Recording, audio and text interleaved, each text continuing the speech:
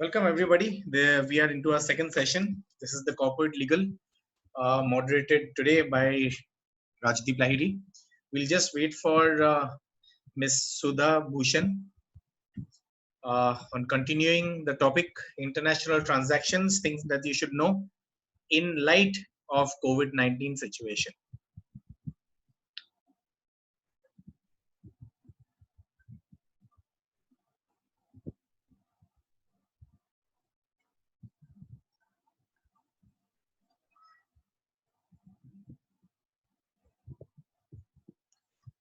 We will wait for some time for a very renowned speaker to join us.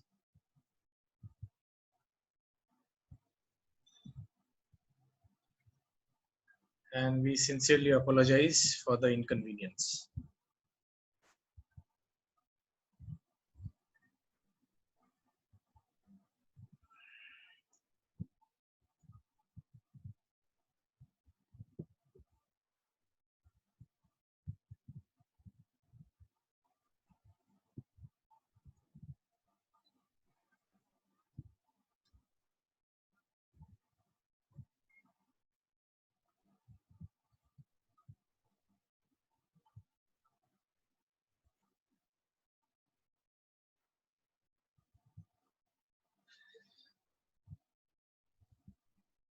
Of course, some of the information that we've received, small snippet of the things to come, very good information, critical information, and for us all.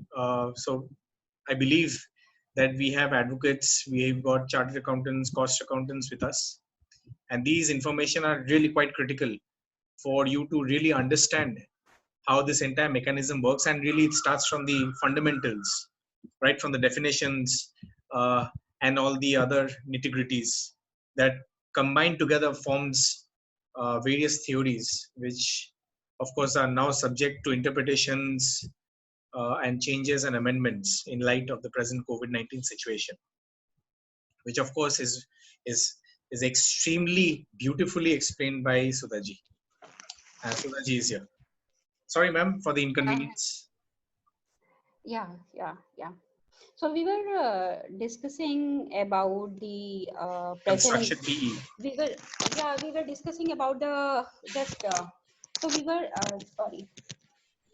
Yeah. So we were discussing about the construction based PE, and then in usual circumstances, it should be formed.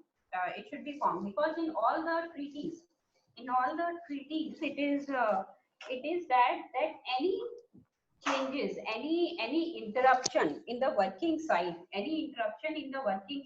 because of any delay, which is not an because of any delay whatsoever, is not reduced from the period for which the construction PE is formed. So it is as in for the pure reading. If we go ahead and read it pure, the construction PE will get formed. What does it mean? It means that my Hungarian client, my Hungarian client will be the profits of my Hungarian client will be taxable in India, because otherwise they were not forming the PE. Because their construction site was going on, and as estimated in their project plan, it was going on only for 7 months. And as per Hungary and DTAA, between India and Hungary, it is 9 months. So they were not falling within that period, and we were able to analyze and come at the conclusion that they were not following the PE, and therefore their profits, whatever profits they are earning in India because of their presence in India, is not taxable in India, because they were not forming any PE in India. However, because of this COVID-19, since they could not, uh, since they could not continue, since they could not so since they could not continue with their construction, therefore it was that they may form the construction PE. now it is for the companies, it is for the country to country regulation, that how do they give the relaxation to to their company, how do they give the relaxation to the companies, and we will see like how this relaxation is being given. We will see that.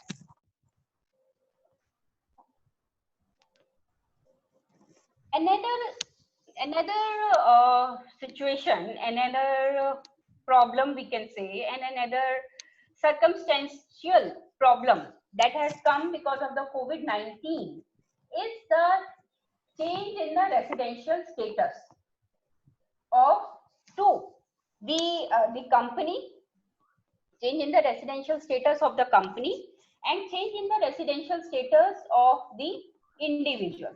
Now, how does the residential status of a company is determined?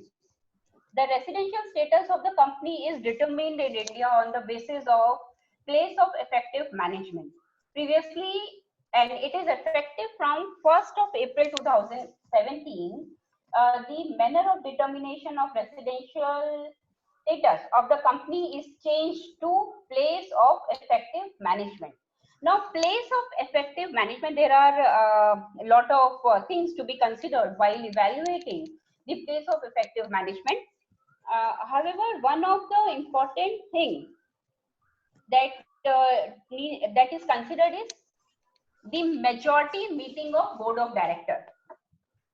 That where are the key decision makers residing, and where are the majority of the meetings of board of directors taking place.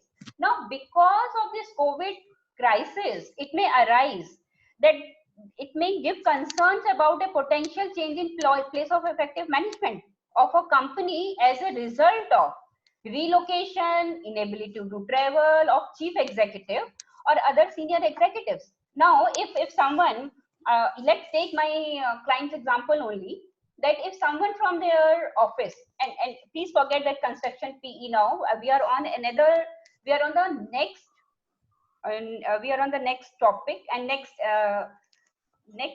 thing, that is change in the residential status because of COVID-19. Now, if their senior people, if their chief executive officer or their senior executive were in India, and this COVID-19 happened, and they were in India on 22nd of March, and they are not allowed to go back, and they had to take few decisions from India. They had to do their board meetings from India. So the concern is that such a change may give consequence to that change in the company's residential status under relevant domestic law and affect the country where a company is regarded as a resident. So if they were in India, and in India, what do we say? What do we say that place of effective management becomes in India? Now it becomes an Indian company all of a sudden. So once you become Indian company, what's the impact? What's the consequence? Once you become an Indian company, the whole of your profit, the whole of your global profit gets taxable in India. So because of this COVID-19, it may so happen, because of this COVID-19, it may so happen that the residential status of the companies may get changed because there is a change in place of effective management. Again, now this is what we are discussing, but it is unlikely that COVID-19 situation may create any changes to an entity residential status under a temporary change in location of a chief executive officer is an extraordinary and temporary event due to COVID-19, and such a relocation should not trigger a change in residency, especially in the situations like this. So usually it should not happen because this is circumstantial. However, if you see, it might happen and it needs to be proved that this stay is because of the COVID-19. This was regarding the company. Now, what happens in case of an individual? it may so happen that maybe Rajdeep sir, you went out and you could not come back. You went out and could not come back. So, and your residential status changed because of your stay. Right. Not that residential status changes so fast, but maybe the way, like most of the NRIs also, the way they plan their holidays is that they do not become resident in India. They plan their holidays, but because of this COVID-19, if it so happens that they could not go out of India and they become resident in India. So won't there be a Another moratorium of sort in this regard? Absolutely, absolutely. So the point here, which we are deriving, is that because of this COVID-19, lot of things are getting affected. So there is a moratorium that has come on 8th May. So CBDT has issued a circular. Okay. And there may be another situation, and which is that the person who is working in a country and has acquired residential status there, and but they temporarily return in their previous home country because of COVID-19 situation, they may either never have lost their status as resident of their previous home country under its domestic legislation, or they may regain status on their Absolutely. return. Ma'am, I have one small question, Yes. and I am, maybe I speak on behalf of the other people who may have thought. You spoke about key executives, is just like the case of your Hungarian company, who's taken a contract Yes. for the renovation, etc., of the Hungarian embassy in India. So let's say that Hungarian company, that Hungarian officials who are actually required to come to India for the purpose of signature of certain agreements, can those Hungarian, and of course I understand that that is again backed by respective country laws, but let's say in your case, so if your Hungarian company executives who is required to sign certain important documents in India is unable to come because of this COVID-19, is there any way where it can be digitally signed, or there can be any assignment of the rights or roles? Is there any mechanism like that? I mean, it is no. No, if he is not able to come, Can in he that assign case, his role, or is there any other way where the work will not stop? What he is planning to say is whether he can delegate issue power of attorney in favor of, say, any Indian executive. yeah, that can be done. That can be done. So yeah, that can be done. Perfect. Well, I mean, yeah, but then I mean, you are advocate, so I'm sure you know better than me that power of attorney or any document which is executed outside India, it needs to be notarized and apostilled for it to be valid in India. Previously it was consularized, needed to be consularized, but now it is apostilled. So it needs to be apostilled, consularized, notarized, and apostilled in the country from which it is coming. But I think it will be very difficult in today's situation. Yeah, there is a practical difficulty. That's right. Perfect. Ma'am, I have a question. Yes. One of my relative who is staying in US, he was here since December for a layer trip, and now he is stuck due to COVID. Okay. And now he's working. Now he's working from home. And how his income will be calculated? Whether it is taxable in US or in India, because he's working continuously. Okay. So government has come to your rescue, and I will also. Can you see the PPT, which the slide which is there? Yeah. Very much. I'm very much. So what does it say? Just to be sure. What does it say? Rajiv ji, what does it say? India residency conditions relief. Yeah, perfect. So Rajiv ji, your relative is taken care of in this slide, and we'll talk about it because there are people. Yeah. So if you can see, and we'll get back to this slide. So there no is problem. I'll wait. Yeah. So these type of situations have been taken care of by a CBDT circular dated 8th May 2020. So it has recently come. because lot many things, lot many people are stuck. So because if their residential status changes because of this, but if frankly speaking, the residential status usually will not change because of this COVID-19. The residential status will not change. So your relative will in any case be taxable in US only, just because so what happens, we all know about the tiebreaker rule. Will you know about the how a person gets taxable? If a person is taxable in two countries, if a person, so I let me just very briefly interact with you. Let me just very briefly share with you the how the income is taxed if it is taxed in two countries. For example, your relative who is a resident of US is now in India and are deriving income from India. In that case, how will he be taxed? So it's always a fight between residents. He's not driving income from India. He's driving income from US only. He's working for US company sitting in India. This is my question. Yeah. So he's physically here. So in any case, he is taxable in US only. Now, but I mean, leave that circular. But otherwise also, if it so happens that he becomes resident of India as well as he becomes resident of US, then both the countries will be able to will be trying to tax. In that case, there is a tiebreaker rule that we apply to determine the residential status. So usually it will not happen that a person is taxable in two countries. Now, coming back to the PPT. Something in law we call it as double jeopardy. Yes. Double taxation, we call it in tax. Yeah.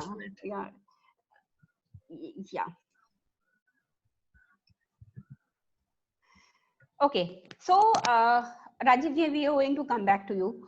So these are the things that might have happened because of the COVID-19.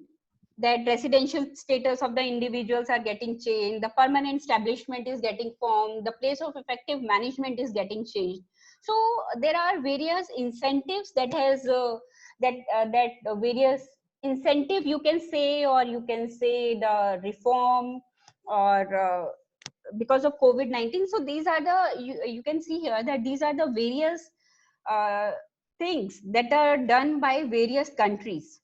Like suspension, some countries have suspended the tax audit, the payroll tax is excused, individual income tax is, return filing is delayed, the refunds are accelerated, like Ms. Nirmala Sitharaman also says that she is going to refund, give the refund of all the refunds below 5 lakhs, she said very quickly.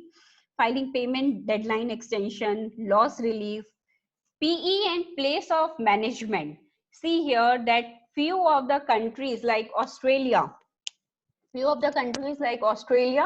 they have already given a circular that if the place of effective management is getting changed because of COVID-19, or if a company is forming a permanent establishment because of COVID-19, in that case, it will not be construed as PE or change in place of effective management. So this period shall be excluded from calculation of all the periods. When it comes to India, what relief the Indian government has taken. So this is a few of the reliefs which are taken by the Indian government because of COVID-19. This reads as follows. I'm just reading it out. Postponement of direct tax payment deadline arising between March 31st, 2020, June, without additions to tax, a reduced reduced interest rate for certain tax payment, GST payment deadline postponed, deadline of filing the GST annual return has been extended, extension of date of certain tax procedural actions have been postponed, a new tax dispute resolution scheme allowing an option to settle tax when a percentage is paid by 30th of June 2020, extension of the 2019 reporting deadline of FATCA and CRS to 30th of June from 31st of May, and then due date for payment regarding employees provident fund contribution for March 2020 has been extended to 15th May 2020. So these are the few things that these are the relief measures with respect to tax that the government of India has given. And this is one of the most important circular that has come. And what does the circular say is that CBDT, in order to avoid hardship on individuals who are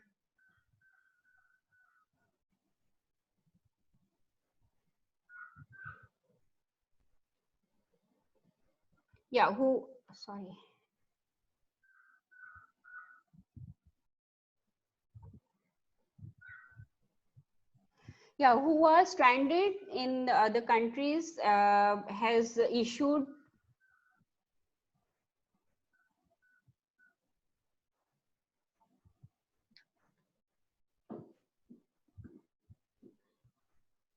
who are stranded in different countries has issued a circular 11 of 2020 dated 8 May 2020. The CBDT has introduced the following relaxation in respect of an individual who came to India before 22nd of March 2020 and was so Rajivji, when did your cousin came to India?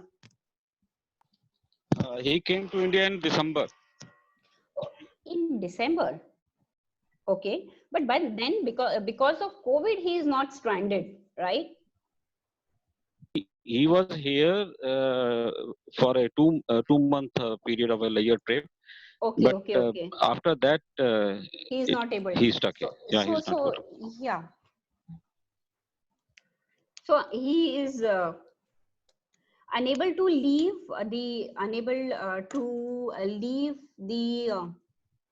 leave India on or after 31st March 2020 and quarantined in India due to the COVID-19. Yeah. Can you read it for me, please, Jaideep ji, if you can? You want me to read this? CBDT yes, please, if you can. So, unable to leave India on or before 31st March 2020. So, in such cases, the period of stay in India from 22nd March 2020 to 31st March 2020 will not be taken into account for determining the residential status. Second, quarantined in India due to COVID-19 on or after 1st March 2020 and departed from India through an evacuation flight by 31st March 2020 or was unable to leave India by 31st March 2020. In such cases, the period of stay in India from the start of quarantine to the date of departure or 31st March 2020, as the case may be, will not be taken into account for determining the residential status. And the third is departed from India on an evacuation flight by 31st March 2020. In such cases, the period of stay in India from 22nd March 2020 to the date of departure will not be taken into account for determining residential status. So this period, yes. So they have now issued this circular to relax the condition of residential status for determining the residential status of an individual for financial year 1920. So this period, as mentioned herein, will be excluded.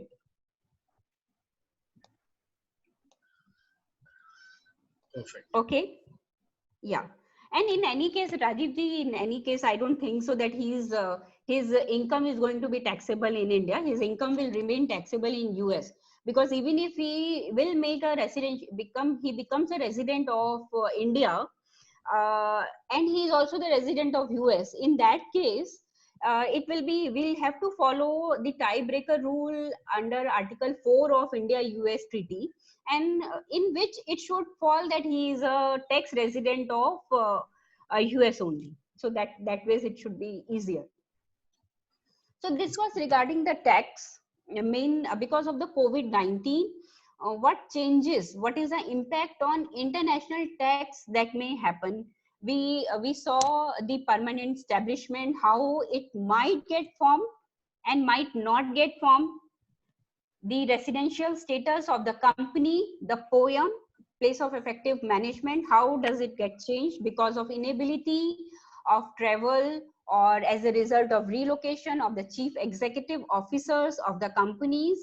We saw that there is a change in residential status of the individuals because they were intended to leave the country, but they were not able to leave the country. So these are the few changes that has happened because of COVID-19 on the international taxation. We also saw that all the countries are coming up with one or other relief measure to take control on COVID-19 situation, and India has done its part as well. And India, for example, these are the measures, and from extending the deadline for filing of FATCA and CRS, they have excluded a certain period in which the COVID-19 is effective for the determination of residential status of an individual. So these are the tax developments in COVID-19 period. Are there any further developments that you think that you presume will happen over the next few days on any particular area? What I'm expecting that like this circular, the CBDT which has come, the residential status, the CBDT should also come with a circular wherein it will not form the PE. Like because of this COVID-19, like in Australia, they have come up with this circular that whatever is becoming PE because of the COVID-19 situation, it should not be taken as a permanent establishment. So I am expecting that we might get a circular in that direction as well, if it comes.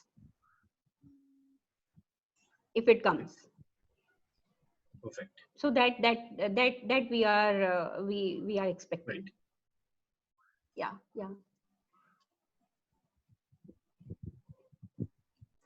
Now moving ahead with what we are discussing today is mainly the changes that has happened, the recent changes that has happened in the field of international tax and FEMA, and the recent everything looks to be impacted by COVID-19. And as far as FEMA, now we have seen the international tax, a big part of it. Let's move to FEMA. Now, as far as FEMA is concerned, it has been undergoing a lot of change since 2015. As far as FEMA is concerned, it has been undergoing a lot of change in any case since 2015. So we are going to discuss those changes briefly here, and we'll see the changes because of COVID-19 under FEMA as well.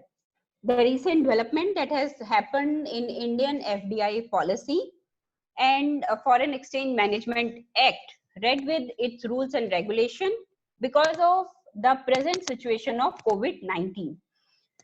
So this is how, when I say that FEMA in any case had been progressing, so this is how, so FEMA used to be a very stagnant law.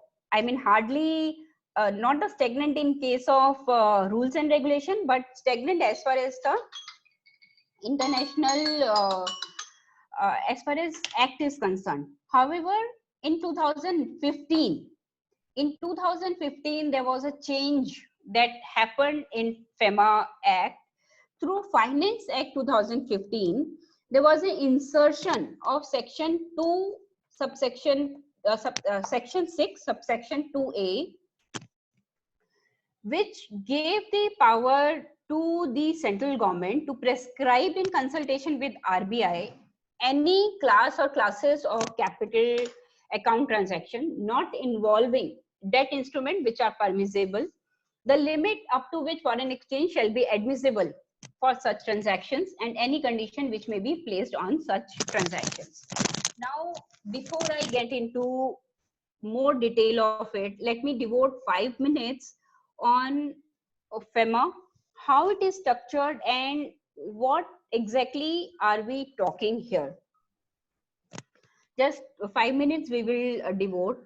Under FEMA, when we need to understand FEMA, the guru mantra of understanding FEMA is that all the transactions under FEMA are divided into capital and current account transaction. Since I'm talking to professionals here, we'll not go into much of the basics, but all the transactions are divided between capital and current. All the capital account transactions are regulated and all the current account transactions are usually permissible until unless it is regulated. And the powers and the so till date, till Finance Act 2015, RBI had all the powers to make the regulation to regulate the capital account transaction.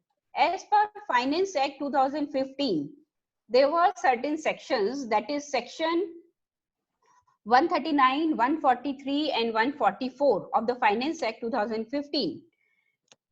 It was introduced that the powers to regulate the non-debt instruments, the power to regulate the non-debt instruments was given to central government. However, these sections were not notified till date.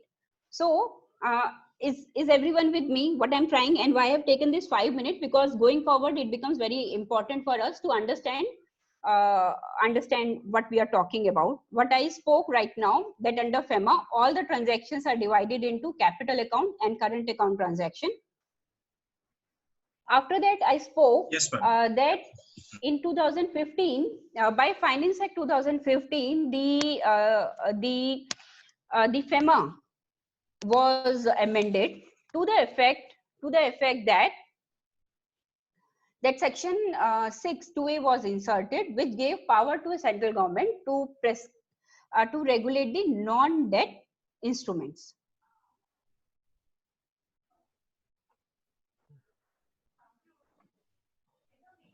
Now these sections, although the Finance Act had given the power, but these sections were not notified. Now these sections got notified on 15th of October.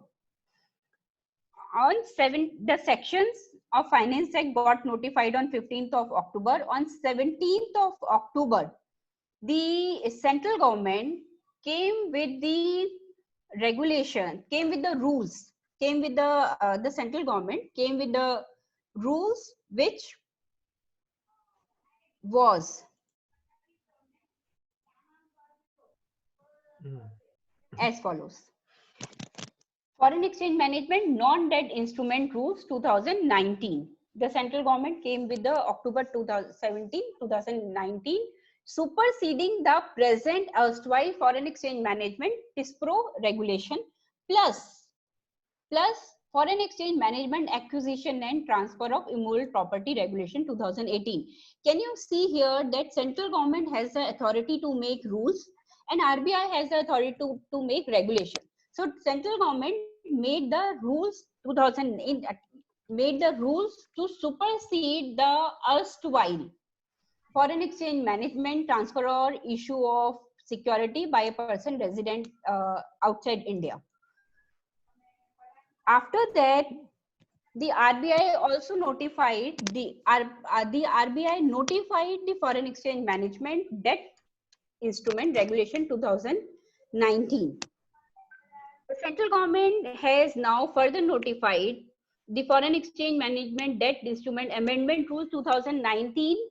Two times it has amended the rules. One is on 5th of December and second is 22nd of April. So this is how the law has progressed. From 17th October 2019, the rules, non-debt instrument rules got notified. Post that on December 5, it got amended, and on 22nd of 2020, notification dated 2020, there is a further amendment that has come into the non-debt instruments rules 2019. Now, anyone has a question here? No, I have a question. Yeah. So can you put that slide again? That rules wala. Yes, yes. So after the introduction of foreign exchange management non-debt instrument rules, the other two rules, TISPRO, that is now not applicable. 100%, it is superseded. Superseded. Yes. Okay. So, And that is further amended in April 2, 2020, recently. First amendment, so 17th October, the rule came. 5th December was the first amendment, and 22nd April 2020 is the second amendment. Okay, okay. Yeah. So basically, Jaideep ji, what is happening? Please see here. I think this slide will be easier to understand. What they are doing is bifurcating the power between the government and RBI. So RBI, exactly. Yes. Now the powers are clear cut. Debt instrument, but there is a fun in this. I'll just share that with you. Let's complete this slide. So debt instruments are controlled by the RBI, and non-debt instruments are controlled by the central government. Okay. Okay. Just okay. So if you can see that non-debt there are two regulations. So debt instruments are controlled by RBI and non-debt instruments are controlled by the central government. But जो non-debt instrument का reporting है, that is still controlled by the RBI. That is one thing which is important. Second important thing is that what is debt instrument and what is non-debt instrument is prescribed by the central government. So central government basically is keeping what it wants and giving what it doesn't want. So you are with me? Sudha ma'am, I want to ask a question, please. Yeah, go ahead. What please. about external commercial borrowings, since they are quasi in nature? Yes. So will you term them as controlled by central government, or would you term them as controlled by SEBI? Because they are controlled by SEBI, ECB are quasi in nature. They are partially debt, partially equity. So you would tantamount them to be controlled under central government or RBI? Okay. So Pooja ji, good question. Just that I would like to draw your attention here that ECB is not quasi until unless it is quasi if it is non-convertible preference share, for example, or if it is that is also not quasi. It is a debt. Yeah.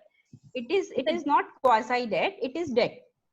Now quasi debt will be something which is that like convertible debentures. So that becomes quasi debt because it has for some time it has the nature of debt, and for some time it has the nature, after some time after that time it becomes the equity. Okay. But you said that debt instruments are controlled by central government. ECBs being debt instruments, they are not controlled by central government, but they are controlled by SEBI, which is a separate body altogether. So from where do you draw that debt is controlled by SEBI? Like what I understand that SEBI is a regulator. ECB regulations are controlled by SEBI, right? ECB laws and regulations are framed and controlled by SEBI. No, ma'am, no. I'm very sorry, but it is not controlled by SEBI. The ECB regulations are controlled by RBI, but if it is FPI, for example, if there is an investment from